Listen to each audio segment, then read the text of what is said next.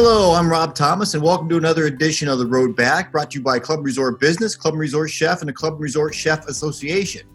Today's episode of The Road Back is brought to you by Toptracer. For golfers, Toptracer Range is the ultimate practice tool, taking the guesswork out of the range sessions by offering an engaging, data-driven experience that appeals to everyone. For driving range operators, Toptracer Range is transforming their whole business, attracting new guests, retaining current members, and boosting revenue streams across their entire facility. And for the game of golf, Toptracer Range is revolutionizing the industry by making technology once considered exclusive to the pros accessible and enjoyable to all. Learn more at toptracer.com. In today's episode, we're talking with Josh Heptig, Golf Superintendent for San Luis Obispo County Parks in California, which includes the Dairy Creek Golf Course, where there's a new swing time facility that opened in October of 2020. Josh, welcome to the show. Hey, Rob, thank you so much. Hey, Josh, right away, let's get into it. Right behind you, you have a wonderful background. Please describe what that is and what it's all about. Well, we put in a Toptracer Range facility, kind of in the midst. We got started on it just after the pandemic really kind of started. So luckily our project was able to continue forward. But essentially, we put in a Topgolf facility. So Toptracer's a Topgolf subsidiary. These targets behind me are a picture of one of the nighttime visions of what our targets look like out there that are glowing back behind us on our Toptracer Range. How did the idea come about? I mean, this is obviously Topgolf is huge, it's exploding in the gamification of golf. It's more than just get out there on the golf course now. It's becoming so much more than just drives and putts and chips and everything in between. How did this happen? Well, on our particular story of ourselves, we are an 18-hole golf property. We get our water from a local prison system. The prison realigned themselves to get back into 100% occupancy, which means that they let 50% of their prisoners go. So we lost 60% of our water. So 18-hole golf course is no longer in the cards for us as a sustainable business model. So we turned off 9 holes of golf. We've let them go fallow. We've actually made a relationship with the local university, Cal Poly. They have developed, along with Tom Lehman, a Tom Lehman learning center at our property. So they took 3 of our old holes, turned them into a short game area, a putting area, and a full shot area. And then we also implemented the Toptracer Range facility on top of that area as well. We've got plans for mini golf and go-karts and zip lines as well. So looking at possibly camping cabins in the future too. Holy cow. Sounds like a blast. Yeah, that's our goal. We're trying to make golf fun. You know, golf is fun in and of itself, but we're trying to attract the other 90% of the population. Sure. So how did COVID, you said you started right when COVID pretty much broke about a year ago now. How did COVID affect what you did and what you're going to be doing going forward? So the main thing that it's affected really was just how we manage the operation of the facility inside. It's looked at as an outdoor facility itself. So we started this project about 3 years ago as far as the planning process of it. Finally got to the point where we had the funding set aside, we had the plans moving forward, we had the engineering and everything all done, and then COVID hit. We were afraid that, is this going to end our project and we're just going to have to put this thing on hold. Luckily, had we waited maybe one more week or had this project taken one more week to get to that level, we would have been shut down. But luckily, we were able to move forward. The construction happened all during the COVID pandemic as it was going on. Construction companies and everything obviously had to adjust to that. And then we were able to open up. Our facility was done and ready in August of 2020. We didn't actually open until October 19th of 2020, mainly because we needed to get all of our systems in place operationally to make sure everybody was all safe. Our local health director looks at our facility as being an outdoor venue. So we're totally open on one side. The building doesn't close off. You're hitting range balls actually onto an actual onto our actual range. And so we were able to keep operating and we've got, everybody's got to come in wearing a mask. You've got to have a mask on the full time you're in the property. We do serve full food and beverage service as an outdoor type of facility here. So while you're actively eating or drinking, the mask can come off, but as soon as you're completed with that, then you got to put it right back on. So, just like golf, this is Toptracer, at least our version of Toptracer, allows for social distancing just naturally. We've got outdoor seating. It keeps everybody separated. And then with the masks on, it helps keep everybody safe. So Now, you had mentioned food and beverage. That was one of the big hits. Obviously, golf numbers across the country are up, which is fantastic in 2020. But food and beverage, banquets, weddings, and everything really took a hit at clubs across the country, across the world.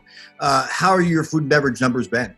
We have a concession operator that operates our food and beverage. So we just transitioned. They actually just started January 25th was their first date in the facility. So they've been happy with it. So off the bat, they run other operations, restaurant operations in our community. Those facilities still remain closed.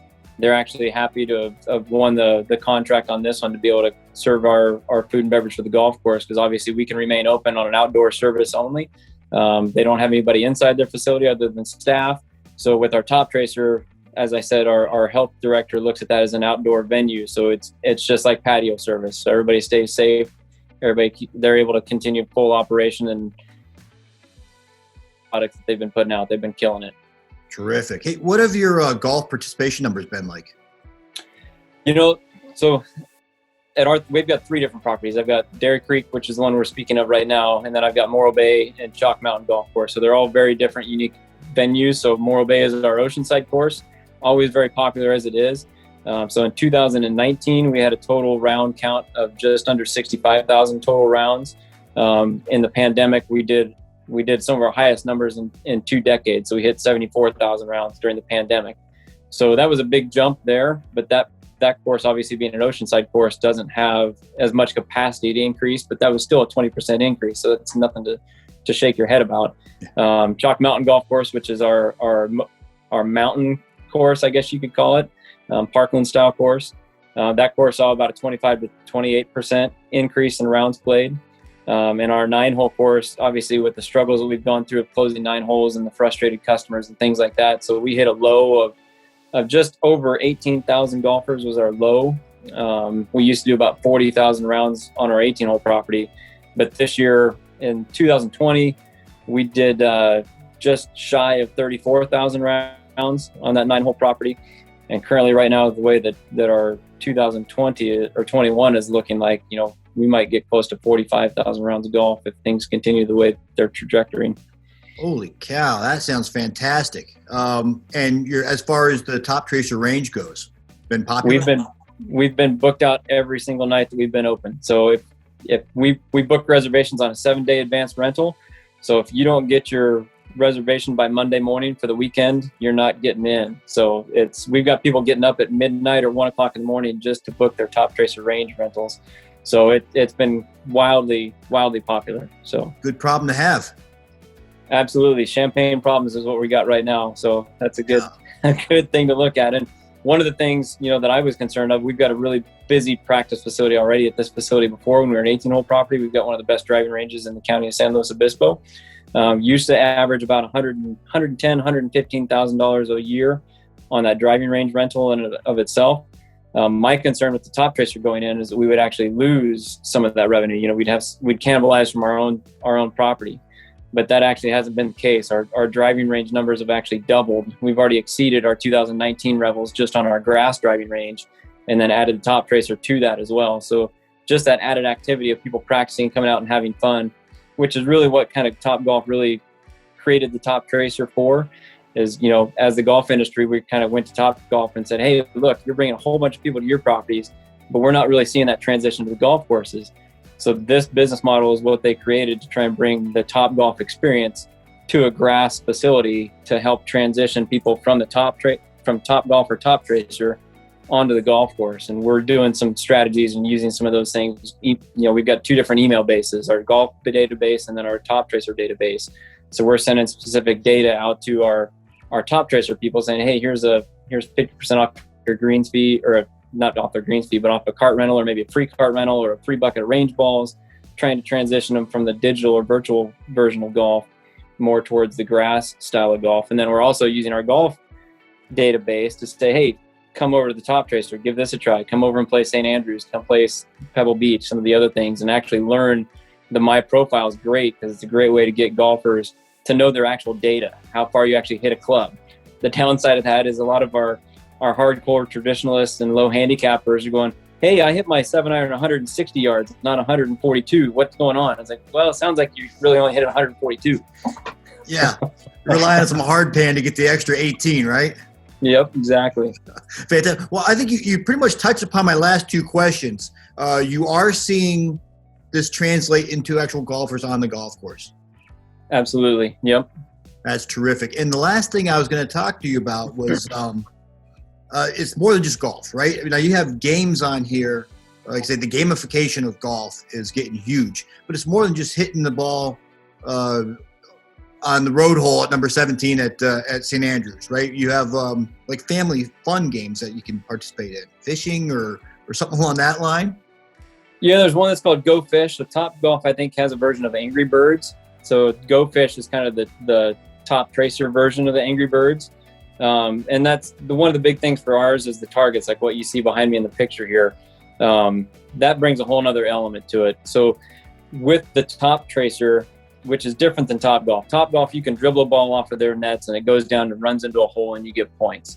On our system out here, if you can't hit the ball 12 feet in the air and get it to carry 50 feet, your ball's not going to get tracked on our system. So the targets that we actually put in are when you hit one of those targets, so you can dribble the ball and they're sound activated. So once a ball hits a target, even if it just bumps it, it creates a sound that the target itself picks up and starts to flash. So you get feedback in the fact that, hey, I hit that target because it's changing colors. We've also got a speaker system in our facility that each individual target has its own noise. Like the red one that you see back over I guess it's my left shoulder. That one's actually Bill Murray going, it's in the hole. So we've got those targets that help add another element to this rather than just the Topgolf. So that helps out a lot. Okay, well, I'm stuck right here in snowy Northeast Ohio. This gives me another reason to get out to California. Beautiful weather. Absolutely. Absolutely. You got a few Toptracers there in your neck of the woods as well, and a lot of them are trying to figure out how do we pick range balls with snow. Yeah. We do have a new Topgolf not too far from me, so I can get out at least do that for now. Hey, Josh, thank you very much for your time, and thank you for watching. This has been brought to you by Club and Resort Business, Club and Resort Chef, and the Club and Resort Chef Association. And thank you to our sponsor, Toptracer. If you have a great idea or success story you'd like to see featured on a future episode of The Road Back, contact editor at clubandresortbusiness.com.